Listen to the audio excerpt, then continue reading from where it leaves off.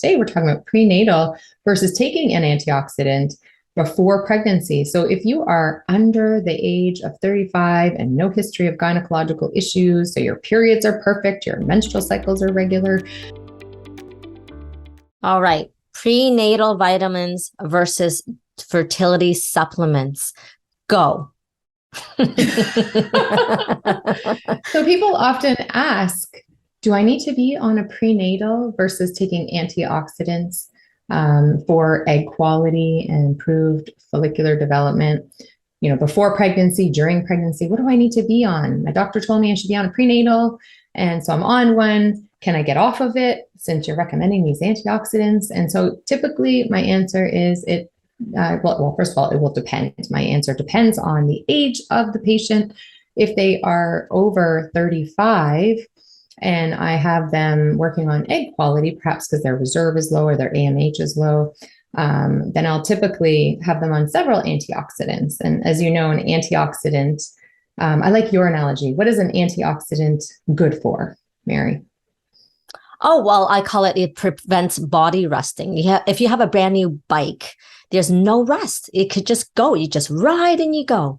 But if you have an older bike, 20, 30-year-old bike, guess what?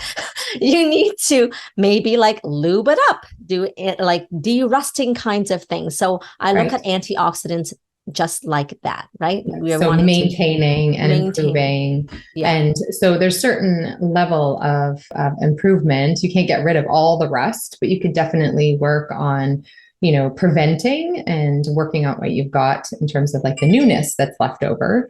And so antioxidants can help with that. And I'm sure people have read about the various ones. There's all the standard vitamin E, vitamin C, CoQ10, and there's a few others that we can talk about in a future episode. But today we're talking about prenatal versus taking an antioxidant before pregnancy. So if you are under the age of 35 and no history of gynecological issues, so your periods are perfect, your menstrual cycles are regular, there's probably no need to take those extra antioxidants. And if there's no indication, being on a prenatal, it's one thing, it's simple, it helps to prevent neural tube defects, which is the primary reason women will take a prenatal.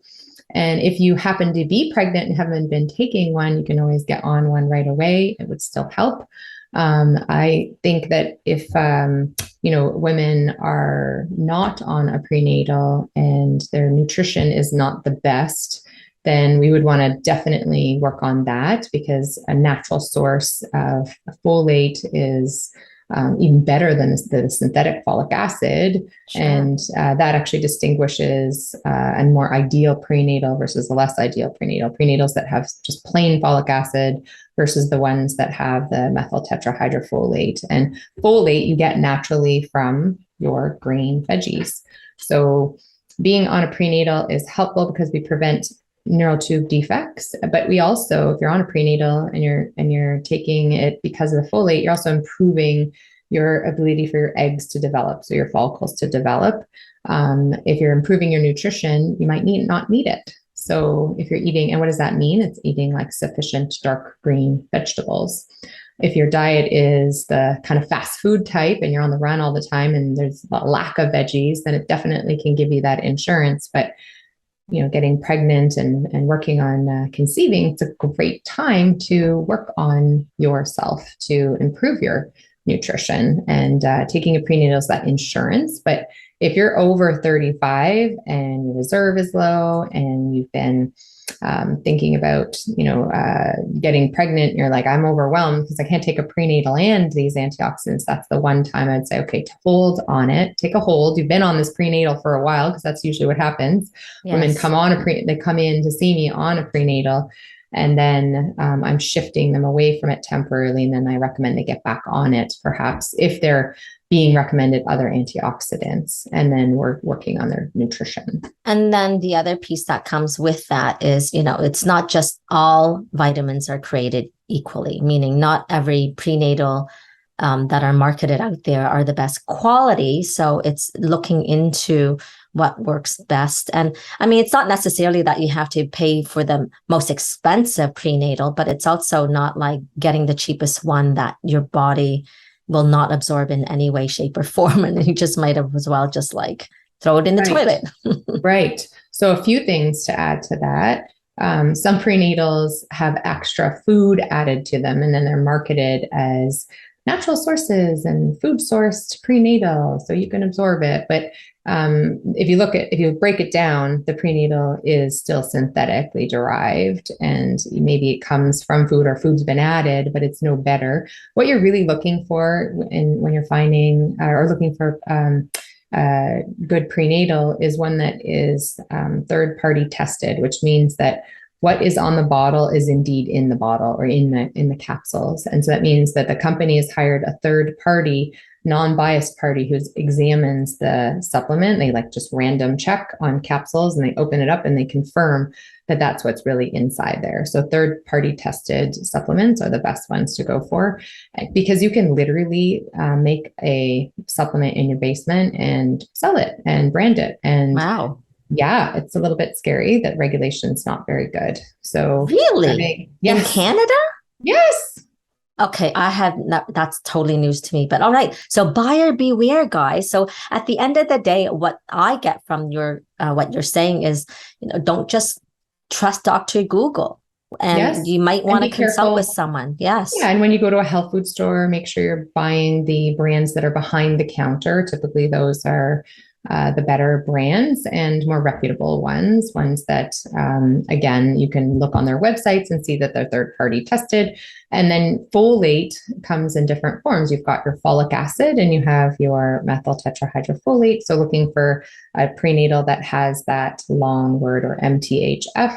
And because that's a big mouthful, and making sure your diet is rich in dark greens and that you can even absorb all of this. So digestion plays a very big role when you are taking antioxidants or prenatals. So prenatals are not necessarily specific for fertility, but if your diet is low in folate, which we mentioned can come from dark greens and avocados, then you would want it for that insurance, right?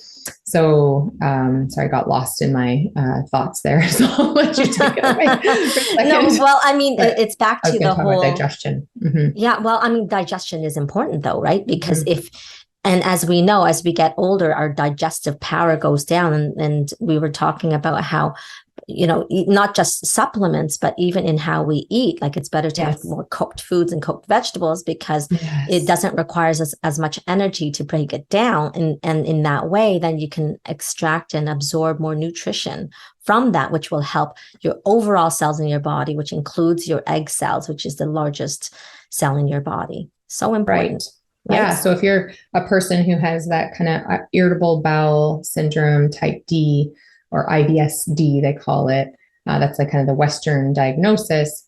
And you get a lot of loose stool or diarrhea, bloating. It's so helpful to eat, like you're saying, cooked and soups and stews and vegetables, because you can assimilate and absorb those nutrients way more efficiently.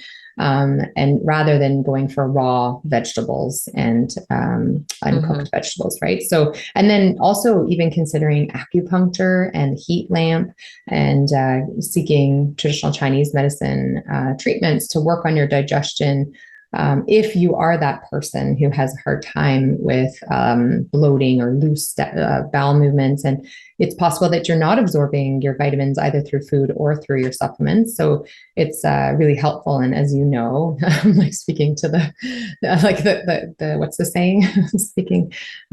Singing to the choir or whatever, right. Yes. But as you know, it's so helpful to get acupuncture and work on digestion first. And you can tell a lot from a person's tongue and pulse. So even if they don't have, for example, that irritable bowel and the diarrhea, you can see whether or not they're absorbing their nutrients. And you can even tell by how you're feeling, right? So even a prenatal is not just about folate. If you're iron deficient, it can help. There's iodine in there, additional. So it's not necessarily just about conception, improving egg quality. It's also about getting your body physically ready so you feel good while you're pregnant, and working on your nutrition and your digestion. And whether or not you're taking a prenatal will really just depend on your age and your gynecological history. Thank you. And so we are going to be discussing more in depth about some of the supplements. So one of our upcoming ones, we're going to talk about DHEA. We're going to talk about CoQ10, all these things. Look out for it, watch out for it, and we shall see you soon. And call us if you have any questions at clinic@aliveholistic.health.ca, and we'd be happy to speak with you. Take care.